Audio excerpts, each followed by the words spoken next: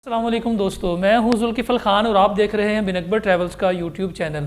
UAE visit visa के हवाले से 3-4 अहम बातें थी जो लोग ज़्यादातर क्वेश्चंस में पूछ रहे हैं। एक तो ये है कि 5 साल की जो मल्टी एंट्री है वो लोग पूछ रहे हैं कि जिन 90 डेज़ का वीज़ा लेने की बजाय अगर हम 5 साल की मल्टी एंट्री ले लें तो इसके बारे में क्या ख्याल है। 90 डेज़ का विज़िट वीज़ा तकरीबन 850 दिरहम का है और जो 5 साल की मल्टी एंट्री है वो 650 दिरहम की है।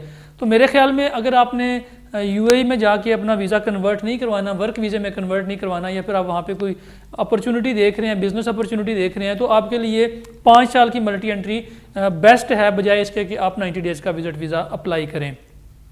और दूसरी चीज़, जो लोग वर्क वीज़ा का वेट कर रहे हैं कि जी हमें वर्क वीज़ा मिलेगा तो फिर हम जाके वहाँ पे कुछ काम करेंगे या विजिट से जाके वर्क पे कन्वर्ट हो गए, तो उनके लिए भी 5 साल की जो मल्टी एंट्री है बड़ी अच्छी अपॉर्चुनिटी है। लेकिन 5 साल की मल्टी एंट्री के लिए आपके पास अकाउंट में जो आपकी स्टेटमेंट है वो $4000 से ज़्यादा होनी चाहिए, पाकिस्तानी 7 लाख रुपए से ज़्यादा अमाउंट आपके बैंक अकाउंट में हो तो फिर आप इसको अप्लाई कर सकते हैं। इसके बाद बहुत ज़्यादा लोग पूछ रहे हैं शो मनी के बारे में।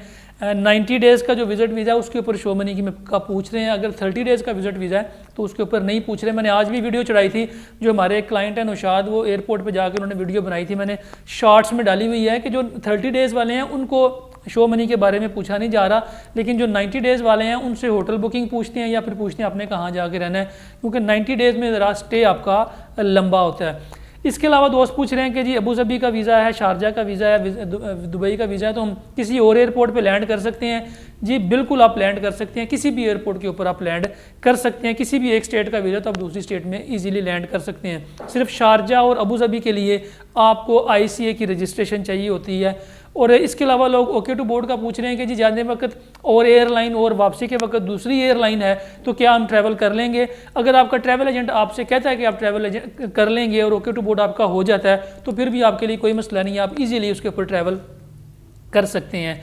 और जो दोस्त पूछ रहे हैं कि जी 5 साल की मल्टी एंट्री वर्क वीज़े में कन्वर्ट हो जाएगी, जी बिल्कुल, ये 5 साल की जो मल्टी एंट्री है ये आपकी वर्क वीज़े के ऊपर इजीली कन्वर्ट हो जाएगी। और यूएई में जो रेजिडेंट वीज़ा है, फैमिली रेजिडेंट वीज़ा, वो इस वक्त बंद है, वो नहीं निकल रहा। हो सकता है 15 से 20 नवंबर के बाद ये पाकिस्तान के लिए निकलना शुरू हो जाए। यूएई ने फिलहाल वहाँ पे जो वर्ल्ड कप की एक्टिविटीज़ हो रही थी, कुछ एक्सपो का स्टार्ट था, तो उन्होंने रेजिडेंट वीज़े के ऊपर कुछ पाबंदी लगाई हुई थी। ये अनअनाउंस्ड पाबंदी होती है, इसका कोई नोटिफिकेशन नहीं आता। ये वैसे ही इमिग्रेशन एक अपने तौर पर लगा लेते हैं कि जी हमने इतने लोगों को अपने मुल्क में अलाउ करना है। और जिन लोगों ने वीज़े धनाता में जमा किए हैं, धनाता का कार्ड बिल्कुल फुल जा रहा है। जब तक वहाँ से कोई 2-2.5 हज़ार बंदा यूएई से आउट नहीं होता या अपना वीज़ा वर्क में कन्वर्ट नहीं करवा देता या वहाँ से सऊदी अरब में एंटर नहीं हो जाते, तब तक नए वीज़े बहुत स्लो निकलेंगे। और हमें उम्मीद है कि ये 5 नवंबर को एक बड़ी खेप दुबई से सऊदी अरब में दाखिल होगी।